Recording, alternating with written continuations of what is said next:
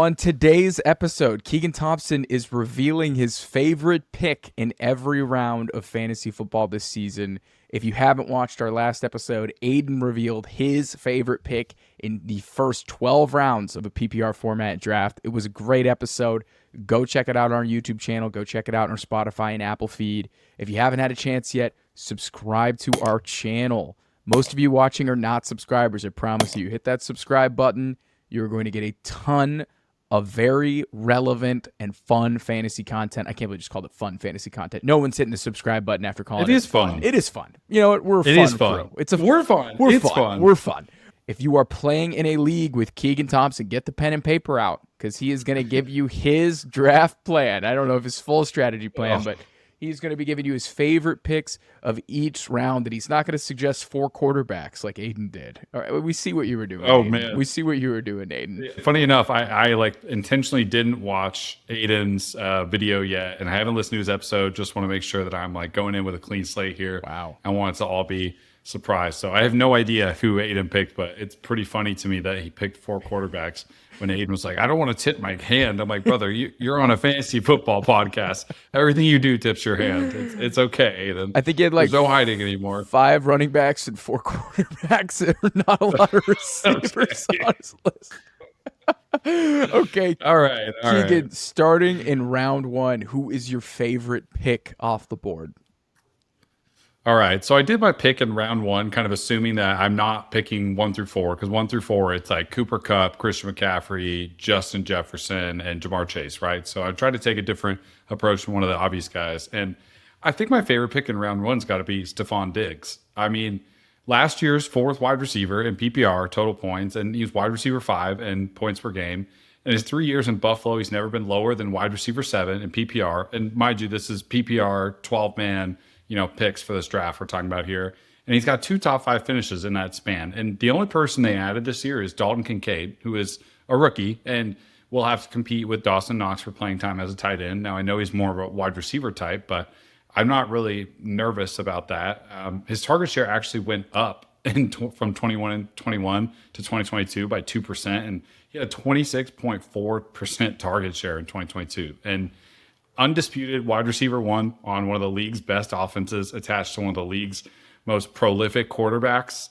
Sign me up for that in the first round every time. And now you can get him at the back half of the draft. So you and I were talking about this. We were going back and forth on Steph Diggs. And I was like, I've just never been a Steph Diggs guy. I've never drafted him, so I don't find myself drafting him much this season. And you just sent a screenshot of his past 4 seasons. And you were just like, been on the gravy train for all 4 years of this, brother.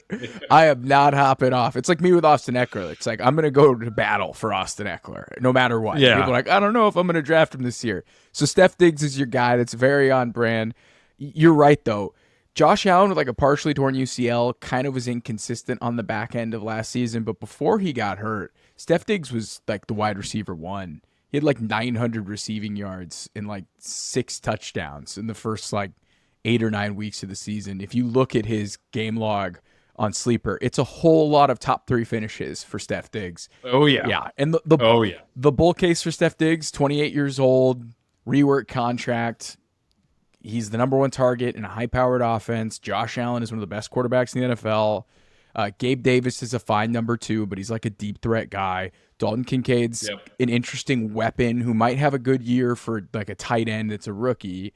James Cook is interesting, but this offense is going to go through Josh Allen's crazy scrambling ability and rushing ability and his cannon to Stefon Diggs. So I don't find myself jumping up to to draft Steph Diggs, and I probably should, but it's a hell of a pick. He's probably as safe as a pick as you can get. And there's just weird vibes, I think, with the whole offseason narrative, right, at the beginning of the year, but that seems pretty squashed. Yeah. It's just you said it too at the end there. One of the safest first-round picks you can make. I agree that he's definitely not Chase or Jefferson safe, right? But he is so safe at that back half of the first round. it's a guaranteed 14 points a game. And his spike week potential, like even if we're talking best ball too, like Steph is not just a guy who goes out there, catches 9 balls, goes for 90 yards, maybe a touchdown here and there. Like this is a guy who explodes, multi-touchdown games, 14 catch games. Like he can destroy your opponents on a week-to-week basis. And I want that every time. All right, Steph Diggs is a great choice in round 1. Who is your favorite pick in round 2? I feel like this is becoming a popular round 2 pick, but it's got to be Tony Pollard for me. Okay. I mean, okay, that's it. Is that who Aidan picked? Yeah, that's who I'm probably going to pick. He shouldn't be in the second round.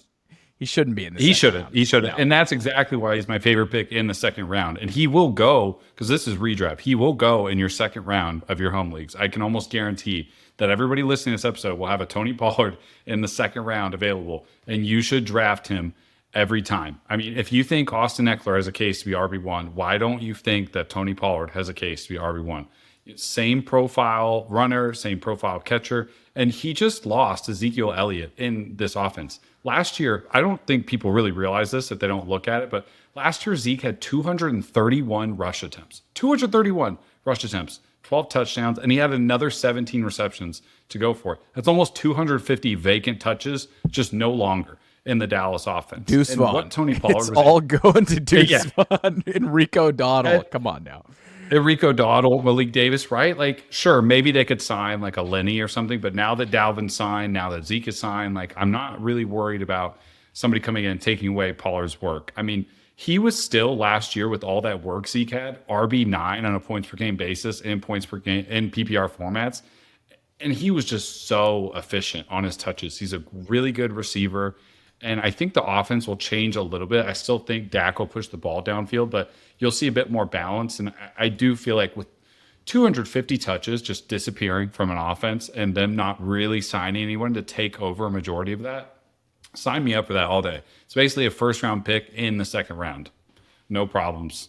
I mean, it's such an easy draft choice for me. From week 8 on, I think Ezekiel Elliott got injured at some point, but from week 8 on, RB4, RB8, RB1, RB40, RB2, RB6, RB17, RB16. I really think the only guy that would make me feel kind of hesitant about his RB1 upside is Leonard Fournette signing, because, Leonard Fournette. Understood. He can soak up touches. That's one thing Lenny is going to be able to do. I think Zeke is a better running back at this point in his career than Leonard Fournette. Maybe not as a receiver, but I think that, say they sign a running back, then you get him in the second round, totally fine, right? But if they don't sign a running back and you got him in the second round, feels like cheating. Because you could take your Steph Diggs and take your Tony Pollard, and you get your RB1, RB2, or you get your RB1 and wide receiver 1, and you're feeling really good about that start. Yeah, I don't really have anything else to say. It feels like such an easy pick in the second round if he's there. All right, favorite pick in the third round. Now, this one's interesting. I feel like people are like beginning to fade this guy this year, and I feel like I'm a bit on an island when it comes to being in on DK Metcalf this year. And I'm not exactly sure why. I know they have Tyler Lockett, and you could draft him later. That's the case. I know they drafted JSN. You could also draft him later, and that's the case. But if I'm in the third round, why not take the wide receiver 1 for an offense that we're predicting will be one of the highest passing offenses in the league? I think Geno Smith could support 2 1,000-yard receivers this year. He did last year, and maybe even a third with JSN. And, last year, DK only caught 6 touchdowns, but he also led the league in end zone targets with 22. And I don't think adding JSN to the fold just all of a sudden deletes those end zone targets. Like, I think DK will remain the primary red zone and end zone target for DK. So when he only comes down with 6 touchdowns, and I think 3 of those were from the end zone targets he got. So only 3 touchdowns on 22 end zone targets. Add some positive regression there. Let's say you give him 3 more TDs last year. He's a top 10 wide receiver in PPR.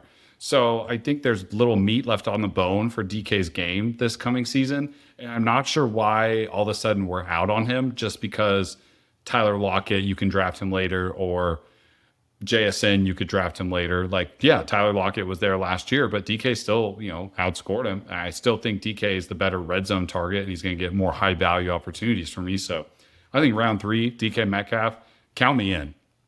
DK Metcalf is what, wide receiver like 14 coming off the board on 15, Sleeper? 15. Yeah.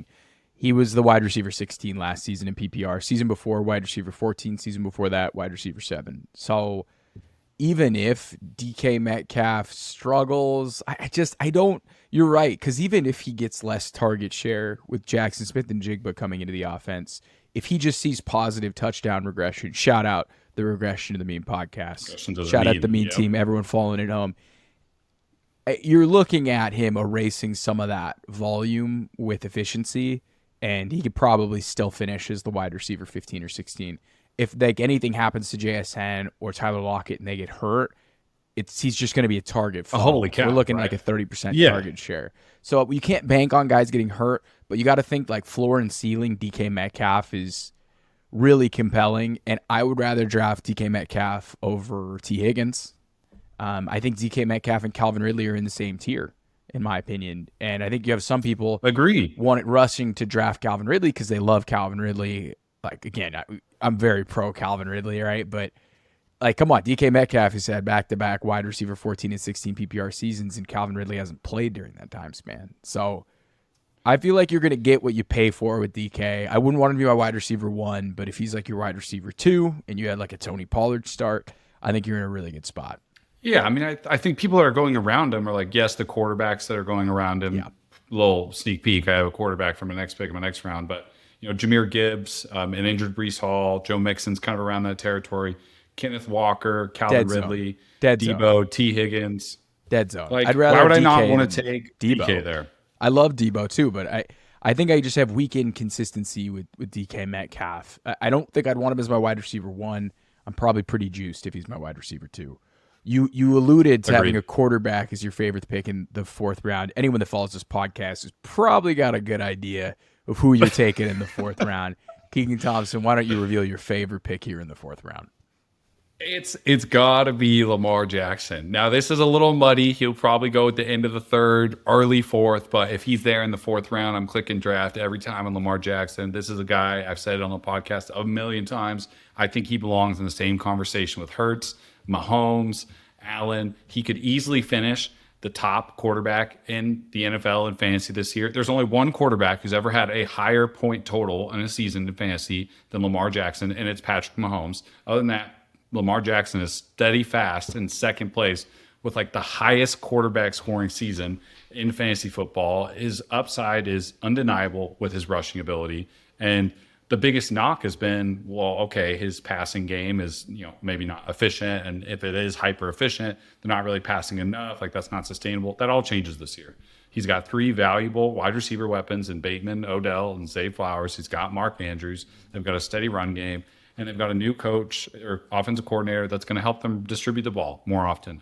I think Lamar's ceiling is extremely high this year. And if quarterbacks are going to get drafted in your 3rd and probably 2nd round in some of your home leagues this year, because the trend is kind of bucking, or we want elite quarterbacks, we want to lock in that position, why would I not take the guy that I think can finish the same as all those others at the 4th round? And I've already built out 2 wide receivers, a running back, and now I have Lamar Jackson. That's a hot start.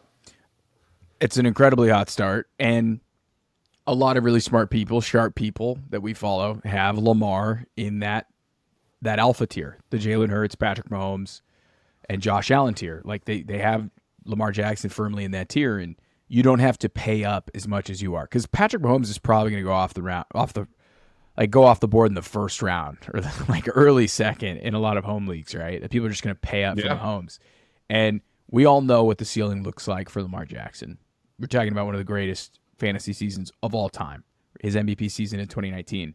I don't think he's going to reach the heights as a rusher that he had, but I think like a Lamar 4,000-yard passing season, bunch of passing touchdowns is certainly in the realm of possibilities. Todd Monken is known to push the ball downfield. Think of those Jameis Winston offenses, always throwing the ball deep. And they're also known of passing it at a higher rate, passing it to their running backs. I just think this is an offense you want to be in on. It's hard to figure out who the wide receiver is going to be in this offense, right? Good luck outside of Mark Andrews. But also some people think that Mark Andrews is coming off the field, whatever. We can digress about that. But I think overall, if you want to bet on the Ravens being good this season, Lamar Jackson. Just take Lamar. In the 4th. Just call it a day. I love that pick. That's very on brand for you. Keegan, who's your favorite pick in the 5th round? I'll tell you what, I hate this round. To be honest, this fifth round is a really weird place to be. It's Keenan Allen, it's T.J. Hawkinson, Terry McLaurin, kind of like D Hop is floating around there. There are some quarterback options, but because I took Lamar in this range, I'm going to go back to the running back well. And I feel like this is a very popular pick in the fifth round, but it's Dameon Pierce. Yes. You're living my best life here with that selection. Tell us about Dameon, the dog. If I'm thinking about my draft strategy and redraft, right, and I've got two awesome wide receivers, I have a stud running back, and I've got a quarterback and that I think can be number one. And I know that the next two rounds after me have wide receivers that I really, really like. And then this is maybe my last opportunity to get a running back who has extremely high fantasy value, that I'm going to go to Dameon Pierce. And this is a guy who's going to have a 3-down workload on an offense that should be improved from last year. He had 20 plus opportunities in 9 of 11 games that he was healthy last year. 20 plus opportunities. Dog. He's a 3-down dog, dude. Like, this is a guy that I just think, we talk about volume in fantasy football all the time. This is a great example of high volume player that actually is good at football as well too. He's like James Conner in that aspect, right? Where it's just like tons of volume, tons of touches, but he's actually really good at the position. And in the fifth round, I can get an RB1 on a team that I said, I think will be better. And I'm a big believer in what their offensive line is capable of this year too. Dameon Pierce feels like a really good pick instead of avoiding somebody like Jerry Jeudy or maybe trying to go with J.K. Dobbins. I like him more than Dobbins, Madison, and Sanders. Swift I could be talked into, but Swift also might fall to the 6th round, which I would like him there rather than 5th. But I think Pierce is my favorite of the running backs in this range. And give me my RB2 in the 5th round, who could be a fringe RB1 in total fantasy points. From weeks 3 to weeks 10, he's the wheels kind of started to fall off a little bit there. He hit the rookie wall. But weekly finishes in PPR: RB10, RB5, RB11, RB19, RB20, RB13, RB18. Probably thinking, okay, that's a pretty good stretch for a rookie. He was playing in by far and away the worst offense in the National Football League last year. Oh, yeah. I mean, truly atrocious stuff. They were just feeding him and putting him in like a no-win situation, and he was just an absolute monster. Rushing yards over expectation, missed tackles forced per attempt. The guy was just nasty on the ground. He's a big physical runner. He's a skilled pass catcher. That part of his game has not been unlocked. And I mentioned this on the Breakouts episode. Remember last year, in a bad offense, Ramondre Stevenson walked into a 16% target share and because of injuries got most of the carries. Would it shock you if that was the setup for Dameon Pierce, where he is just getting peppered with targets from a rookie quarterback just trying to make do, and he is able to, really run behind an improved offensive line? I wouldn't be shocked if Dameon Pierce is like a weekly top 12 play next year. And with the team this year, they'll be in more games. I'm not saying Houston's going to win games, but they'll be in more games. The amount of times that Dameon Pierce got taken off the field in favor of a Rex Burkhead when they were down points and they were just going to go out there and pass the ball, or in 2-minute drill where they're trying to get a points before the half and Rex Burkhead is no more of that. There is none of that this year. Give me Dameon Pierce in the 5th round all day. Lock in my RB2 for somebody who's going to fucking run the ball 17 to 20 times a game. You sign me up. I'm all in on Dameon Pierce. Who's your favorite pick in the 6th round? Shocker. Huge shocker here. It's Mike Williams. Okay. Big Mike. Okay, for anyone that is following us for the first time, and this is your first time tuning in, Keegan has been banging the Big Mike drum for a while now, and to the point where, like, Aidan and I are in. On the newest mock draft, Aidan took Big Mike. He was like, he took him like confidently. For the uninitiated, please educate us on why Big Mike Williams is a play this season.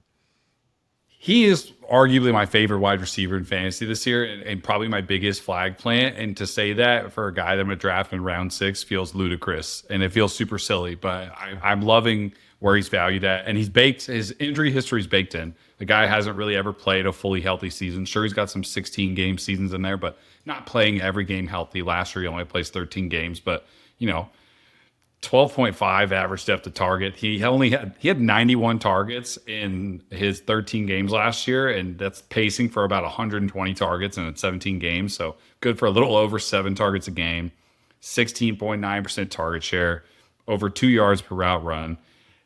He's got Kellen Moore now leading the offense. You know, this deep shot offense that Justin Herbert's going to be like a little bit more unlocked in, where we'll see that kind of mechanical robot arm unleashed a little bit. Those targets will go to Mike Williams.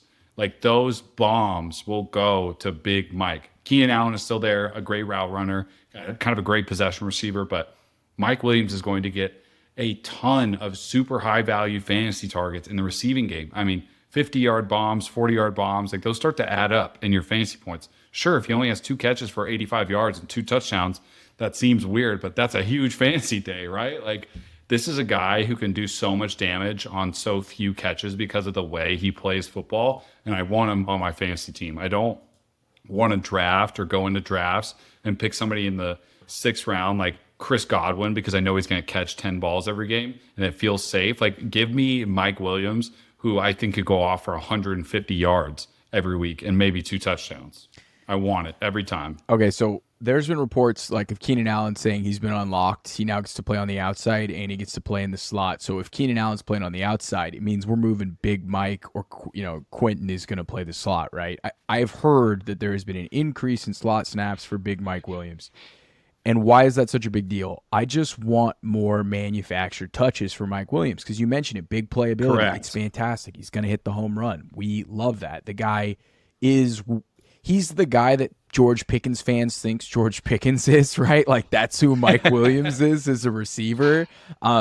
However, it can be a little hit or miss. You start to look over when you're starting Big Mike and you're like, man, this Keenan Allen guy's got like 14 targets. This is epic. Can we get a little of this for Mike Williams? And if he's playing in the slot, it's going to be a lot easier to give him those manufactured over the middle of the field touches that are easier to get him in rhythm.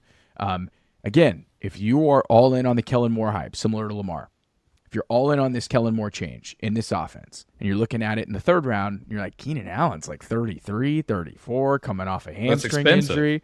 Okay, Quentin Johnston is a freak, but he's like a developmental project. How long is it going to take before he gets coming? Everyone's talking about how this offense is going to push the ball downfield, so that means less dump offs to Austin Eckler. All of a sudden, it's like, who were we circling here that we feel like really could take advantage of this? And it's kind of Mike Williams, right? And you can get him in the 6th round. So that your Mike Williams pitch changed for me so much because in my best ball brain, I'm like, I don't want to draft Mike Williams in the 4th round, but it's like, you're like, no, dude, in redraft, you're getting him in the 6th round. You're like, that's a great value for getting a piece of that Chargers offense in the 6th round. And even if he gets hurt, he's not going to kill you. He's your 6th round draft pick. Yeah. And to your point, Shaun, about like manufacturing touches, you're totally right. Like, not only do I love his boom or bust profile because I think it's awesome for fantasy, but now he's going to be in a more balanced attack and he will be lined up differently. Dude, last year, he lined up on 85% of his routes out wide, and he only lined up in the slot like 15%. If you start to level that out, those manufactured touches that you're talking about, you will get some more Keenan Allen games where he's getting these possession receptions and he's going to help them move down the field rather than be a big play threat. It's going to balance out a little bit more for Mike, and I just think he has incredible upside in the fantasy world. So super I'm doing that every time. Super efficient player, very risky, but again, 6th round pick, swing for the fences. Mike Williams, a great pick there. Who's your favorite pick in the 7th round? We're going back to wide receiver, and I'm actually going to take my first rookie of the day here in Jordan Addison. Now, his ADP is a little bit wonky, but I think this is where another repeat from Aidan. Oh, really? Another repeat for Jordan Addison. I think it's really easy to pick Jordan Addison in this range, and I want him in my drafts in general, and like his ADP seems probably a little bit farther back than this right now, but this is where he should go, and this is where he will go by the time you get to your drafts, that if you wait till after preseason. But I'm going to swing for the fences here. Similar to Mike, you'll see a trend now that I'm like swinging for fences with these picks in the middle of this rounds. But round 7, Jordan Addison, the role that he is going to take over for Adam Thielen is pretty incredible, right? Like last year in the same role among all NFL wide receivers, Adam Thielen logged the 2nd most routes run, 7th most red zone targets, and the 5th most targets inside the 10-yard line. And you're just going to give that to a Blitnikoff winner in Jordan Addison, who is uber talented, freaky athletic, has insane hands. Like his catch point is incredible. And then on top of that, Kirk Cousins is no slouch when it comes to supporting fantasy wide receivers. He's had 2 top 15 wide receivers in 3 of his 5 seasons. on the Vikings, and he'll be replacing Thielen in that offense this year with Addison. So I'm going to swing here for the rookie, and I think the case is it's so easy to make for Jordan Addison. We talked about it on the episode with Aidan. Go look at rookie Calvin Ridley numbers. Go look at him. It's like 800 yards, 70 receptions, 10 tutties, which is crazy. However, Adam Thielen, touchdown merchant forever. Jefferson gets double covered in the end zone. It's tough for him to score tutties. I would not be shocked if Jordan Addison catches like 7 or 8 touchdowns this season in the 7th round. It's a great selection because I don't know if he has the upside that Quentin may have or JSN may have, but you're talking about a guy who's going to be on the field probably right away, earning targets in a really high-powered offense. I don't know, maybe like a passing, high-volume passing offense. Let's leave it at that. High-volume passing. I think they're being projected to pass, like them and the Seahawks are probably going to lead the league in pass attempts this year, if I had to guess. Well, I mean, at least the Seahawks have 2 good running backs. You go look at that depth chart for the Vikings at running back, and you get it why they're going to throw the ball so much. We got a Justin Jefferson or Ty Chandler. Okay, Keegan, who's your favorite pick in the 8th round? We are going to go back to running backs, and I have come all the way full circle on a guy who I really had no thoughts on and just wasn't like putting my brain to it all. But James Cook in the 8th round kind of feels like I'm stealing. I don't know. I think it's you, Shaun. I've been on it from day one. Talked into this. I've been on it from day. You do not have to draft this guy in the 5th round, ladies and well, no, there's no women watching this, gentlemen. You do not have to watch. You do not have to take this guy in the 5th round. He is there in the 8th round. Keegan, wax poetically about James Cook. Okay, so if you thought that me getting an RB1 in the 5th round with Dameon Pierce was cool, well, just wait till you get James Cook in the 8th round. That's all I can say. I'm not even going to say I'm a big James Cook truther, but it feels like I said, I'm stealing a little candy from a baby if I draft James Cook in the 8th round. And so I just think he's profiled as a really good pass catching back coming out of college, right? And he's actually already shown that in the NFL a little bit. And he plays with Josh Allen. I mean, Josh Allen. And we took away Devin Singletary, who did take in some of that kind of like inside the 10, inside the 5 work. And he's got Dameon Harris and Latavius Murray. Dameon Harris already hurt. Latavius Murray, 33. And you're drafting James Cook in the 8th round, and you're going to tell me that you're worried about Latavius or Dameon taking away touchdown opportunities. His return potential on taking him this late and what he might actually end up as in total like running back score is going to be insane. I would not be surprised if he had one of the best fantasy returns on draft position of any player in the league this year. Just how late that you're getting him, it feels crazy to me, but it just, all the numbers are there. He also lined up. Okay, so here's a good one. As an NFL rookie, he was one of the 17 running backs among guys with at least 10 targets on the years who lined up out wide or in the slot on over 20% of his snaps. He's just one of 12 backs with an average depth of target of at least 2 yards downfield. He's legit good as a receiver. It's not dump off McGee. Good. Like you can go run. He's not like Kamara, but like he's an excellent receiver. In that you mentioned this ADOT is critical because Josh Allen is a rushing quarterback. Rushing quarterbacks aren't going to throw it behind them. They're going to keep their eyes downfield or they're going to take off and go. They're always going to hit the big play.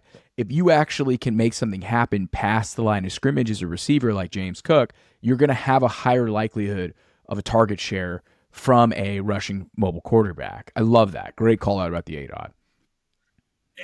And also, as a runner, he was pretty good too. Good. I mean, he averaged like 5.7 yards a carry. So he's no slouch when it comes to running. I think maybe the frame is what people talk about, but one preseason play, but I did see him get a handoff in the 10. The BMI bros. The BMI bros. He's sub 200, so you can't draft him. Like that's the rule, right? With the BMI bros. He has like all kinds of really crazy like nerd stats that are very positive for James Cook that I won't necessarily get into on this pod, but James Cook, 8th round running back, plays on one of the best offenses in the league. Give me it. And this is PPR too. He's going to be, I think, a monster this year. So 2 things to call out with James Cook. One, the Bills faced a ton of light boxes. They faced the light boxes, I think, at the highest rate in the NFL, or the second highest rate. So it's not like this. You're running this man into an 8-man box. They're not stacking the box to stop James Cook. They're trying to stop Josh Allen in that pass attack, right? Like that is the primary focus, which is going to help a efficient runner continue to be efficient. And again, if he's not going to get 200 plus carries, which I don't think he will, but he might. I don't know. He might. I'm not going to rule it out completely. But if he's efficient, he's going to be able to get home. He plays in a high-powered offense. You love that. So he could have a propensity for touchdowns. I know everyone said he's not going to get a handoff in the 5-yard or 10-yard line. Already got one in preseason to score, which is hilarious. Yep. Yeah, that's what I was going to say. Already got one. All I got to do is go look at Devin Singletary over the past 2 seasons. He finished as the RB23 in 2022 and the RB20 in 2021. I am of the opinion that James Cook is a much better football player than Devin Singletary. You think? So you're drafting James Cook as what, like the RB 27, 26 right now in the 8th round? I'm trying to, Here's the RB deal. 29, RB according to Fantasy Pros 29. right now. You're going to get him as the RB 29, right? I think James Cook is in a position to deliver on ADP, right? Which is fine. At this point in the draft, I don't think we're trying to deliver on ADP, but I don't think his floor is Kadarius Toney, right? Where he might not play. But I think his ceiling is he could push to be a top 12 play in some weeks. And you're getting that in the 8th round. Sign me up. He's a year 2 back in a high-powered offense. Give me all the James Cook in the 8th round. I'm here for it. All the signs are there. Who is your favorite pick in the 9th round?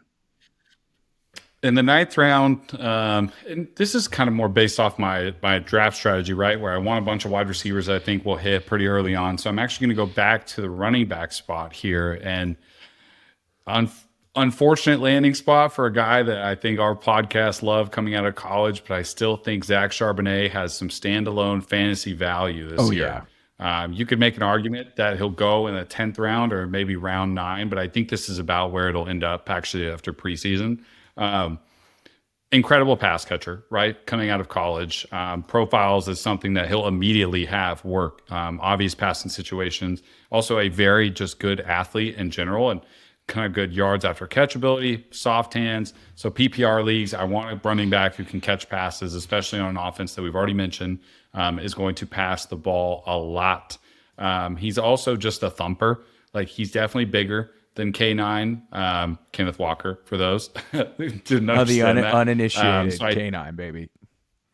Yeah, exactly. So I think like Kenneth Walker will not have a full workload throughout the season. There will be splits with him and Charbonnet. I think maybe right off the bat, Charbonnet might not be like you might not start in week 1, right? But like week 4 or week 5, when they figure out his role in the offense, like this could be a Mark Ingram, Alvin Kamara situation with these 2 running backs, where they are both weekly plays in fantasy.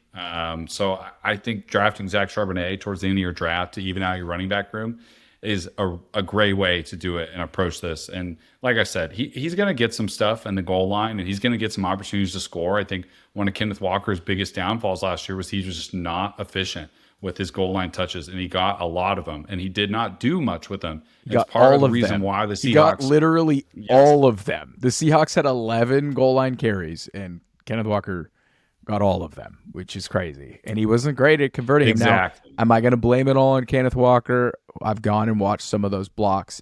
It wasn't the prettiest situation. Wasn't the prettiest. It's not perfect, right? The interior of the O-line for the Seahawks, everyone talked about how good those tackles were because they were as rookies. The interior of the offensive line for the Seahawks wasn't as good. Now, supposedly they've shorted up. Supposedly they're going to it's going to be a better run game. But I think the biggest thing with Zach Charbonnet, Keegan, is Kenneth Walker has already had sports hernia surgery. He's already had an ankle issue. He's already had a groin pull. I have this written down, Shaun, in like all bold big caps that says, and you're literally taking an insurance policy out on one of your league mates. And like you're taking a life insurance policy against your league mate who drafted Kenneth Walker in like the 4th round. I have a TikTok that is circulating where I am pounding the drum for Kenneth Walker, and I still stand by Kenneth Walker. I will tell you this, right? But the guy could get hurt, and Zach Charbonnet is like, think of young James Conner. Think of DeMarco Murray. That's who Zach Charbonnet is. He is somebody that could easily be a 3-down workhorse. and you could get him in the ninth round as an insurance policy. So he could have, he might have a 50-50 split, 60-40, 70-30. I think at the beginning of the season, Kenneth Walker is going to be the unquestioned bell cow to start things off, from my understanding. But who knows? Pete Carroll's always a wild card. But the Charbonnet upside, if there's an injury, is ridiculous. Agreed. Keegan, who's your favorite pick in the 10th round? In 10th round, I am going to go with an old friend of mine, a good pal who I miss so dearly, in Elijah Moore. Yes. He's such an easy click, dude. Oh my goodness. Oh man, like the upside case. Or let's talk about the downside case first. On the field a ton for the Jets last year, right? And whatever it was that he did to LaFleur, I'll never know. But he was on the field a lot, and he did not get touches manufactured for him. They were giving manufactured end rounds to Braxton Berrios, right? So what we've seen from Elijah Moore in the last season, although the Jets situation wasn't great, was not a lot. He wasn't demanding targets. He wasn't earning them. So whatever's going on in the background, he just wasn't being schemed up and wasn't deserving of targets. That's obviously a very unfortunate, right? But now he's in a new team environment where they traded for him. They obviously understand what kind of player he is, and they think he has some upside. The true upside case is we're talking about a wide receiver for like a 5-week stretch in his rookie year was like wide receiver 1 in fantasy, was like lighting the world on fire. It's a very small sample, but we've seen him do it, and we've seen him be good. And the upside case is also, let's get him back to manufactured touches. One of the things that I feel like the Jets never did properly with Elijah Moore was use him how he was used at Ole Miss. He would line up as a wide receiver, motion to the backfield, motion out of the backfield to go back on a quick out route. He also lined up at the running back position a ton in college. He got a lot of end arounds. He got handoffs out of the backfield. Elijah Moore is a hyper talented athlete who is more than just receiver. And he also happens to be a very good receiver as well, too. So the upside case for Elijah Moore playing in an offense where he can be the number 2 option, wide receiver, right behind Amari Cooper, but he can also be entered into some manufactured touches. There's no more Kareem Hunt in Cleveland. Jerome Ford is currently injured. They don't really have a backup running back. I've already seen practice looks and preseason looks of Elijah Moore lining up in the backfield. I think Stefanski and the Browns understand that Elijah Moore is much more than just a wide receiver that you can line up in the slot or maybe line up outside. He has an unteachable ability with what to do with the football. When it's in his hands, like you can't teach what Elijah Moore is good at. And I think that's one of his best qualities as a fantasy player. It's just like we have to get the ball in his hands. So round 10, I'll take that swing. Elijah Moore is one of the easiest clicks I've had in the 10th round. We've been doing these mock drafts. We've been doing these mock drafts, and I'm like, Elijah Moore's here at the 10th? That is an easy button click in the later rounds. I'm not that bullish on this Browns passing attack.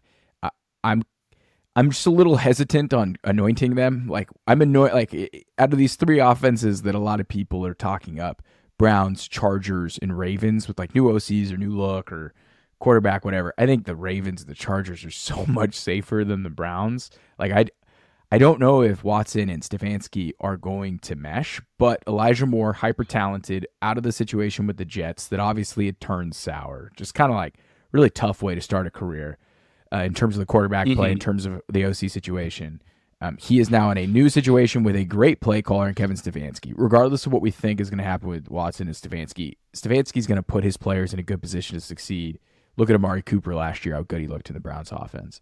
So I think, those manufactured touches out of the backfield, you get him in the 10th round. So I'm here for Elijah Moore in the 10th. Who's your favorite pick in the 11th? Give me more. I'm going back to the Moore with Skyy Moore in the 11th. I thought you were going to say Rondale. I was like, in the 11th? No, the same best ball, baby. So the Skyy Moore case is really, really easy. 12th round exposure to a guy named Pat Mahomes. Ever heard of him? Like, that's my case for Skyy Moore in the 11th round. Like, MBS is there. He'll probably be the most consistent starter. And after that, it's Skyy Moore without a doubt. I think Justin Watson might be a little bit annoying, and you've got Rashee Rice and Richie James and Justin Ross. None of those guys are Skyy Moore. None of those guys are in their second year wide receiver. And a guy that's actually pretty good, had really good college tape. I just think he kind of had a tough time getting adjusted to the NFL game last year. But reports are really positive coming out of training camp. I think the buzz around Skyy Moore is awesome, and it's not even bumping his ADP and redraft that high. It's Travis Kelce, and then who would you pick, Shaun, personally, after that to like be on your fantasy team from the Chiefs offense? You're not going to sit here and lie to me and tell me MBS, right? I've been drafting Skyy Moore all summer. It's a little high up. Exactly. In best ball, he's a little pricey, but I was packing my bags on 13th round Skyy Moore. Easy money. Yeah. I was going through this and I was like, 11th round, like who's kind of around here? I'm like, Lazard, Thielen, maybe you take a Chig or Elijah Mitchell flyer. And I'm like, wait a minute. Why would I not draft Skyy Moore amongst all of those guys? Like Chiefs offense, Patrick Mahomes, enough said. Enough said. I'm here for it. Who is your final favorite pick in round 12? So I had to make sure I covered this position with at least one player. So I will talk about the tight end position here. I'm typically, if I miss out on tight ends like Andrews, Kelce, or someone like Waller this year, who I think could be tight end one, I'm just going to wait until these later rounds. And in the 12th round, I feel like taking a super high upside swing on Sam LaPorta feels like a pretty good play here at the tight end position in round 12. I don't really want another wide receiver right now. I don't need one. I probably don't need another running back, and a running back in this range is not going to make a difference on my team. So let's go to the well of the tight end position and scoop up rookie Sam LaPorta, who is stepping into TJ Hawkinson's role. He is not drafted just because they liked the piece and they thought they liked the talent and they're going to find a way to fit him in. He is drafted to fill a vacant role that TJ Hawkinson has left on the Lions. And he is really, really talented. You know, he's up there with talent levels, same as Kincaid. And he also is just a good tight end in general. Like he'll be on the field and blocking, but he'll also be on the field as a receiver. And outside of Amon-Ra St. Brown, who is it? He's going to be competing targets with Khalif Raymond, Josh Reynolds, Jahmyr Gibbs. Jahmyr Gibbs. That's it. And another rookie. Marvin Jones. Another rookie, and who's a running back. So, and this offense likes to feature tight ends. I mean, two of their tight ends had like 4 touchdowns last year, after Hawkinson left. Yeah. So is it Shane Zylstra? Brock Wright. Yeah, didn't Shane Zylstra and Brock Wright have like 4 touchdowns apiece? That's a bummer that I knew that. No, just because you know ball. But yeah, the 12th round, I don't have a tight end yet. Let me get Sam LaPorta, that's another offense. The theme of all of these picks is players in good offenses, minus Dameon Pierce, of course, because that's a whole different conversation. But the theme of most of my picks in these favorite rounds is give me a guy who plays in a good offense, who has a role that I think I can predict, and will get a ton of opportunity to catch a football and have the football in their hands. No Jameson Williams for 6 weeks makes this pick even easier for me, too. Sam LaPorta is a great pick. Usually in the 12th round, I would love to be Greg and my Dulcich, but the fear here is that this man is a part-time player now, which would be a nightmare for my best ball bags. Rondale and Greg Dulcich down bad. And it would be a nightmare for our pod if Greg Dulcich is a part-time player. Like, honestly, Sam LaPorta and Luke Musgrave after this weekend of preseason look more enticing in terms of the fact they're just on the field running routes. So hopefully Greg gets a little bit of a bump up here in the preseason, but if not, we might have gone all in without understanding Sean Payton, but it's what it is. Sam LaPorta is a great pick. I asked this question to Aidan before he jumped. Off the top of your head, and a guy you didn't name, rounds 13, 14, 15, favorite sleeper off the board? Jaylen Warren. Easy. That's my guy. They're two guys. Aidan said Nico Collins. You're going Jaylen Warren. I know who my guy will be when I step up to the plate. So that'll be fun. Beautiful. I can't wait to hear it. All right. Thank you, everybody, for tuning in. Keegan, before we get out of here, what do you got to say for the listeners? Man, I love fantasy football. It's redraft season, baby. I do too. I really do. I'm so excited. I think I love it just as much as Scott Hanson. Just they're like neck and neck. Scott Hansen doesn't hurt me the way fantasy football does, though. So Correct. This is the he best. just delivers the hurt. Yeah, just let's check back. Him and Adam Schefter. Just check back in 5 weeks. I'm sure we'll be having the same level-headed, calm, fun vibes around fantasy football. Thank you, everybody, of course. for tuning in. If you haven't yet, go ahead, subscribe, follow us, Spotify, YouTube, Apple, TikTok, Instagram, X, Twitter. What are we calling it nowadays? We're everywhere. Give us a follow. Hop on the mean team rocket ship. Oh my goodness. Okay, I won't ever call it a rocket ship again. Yeah, that'll do it.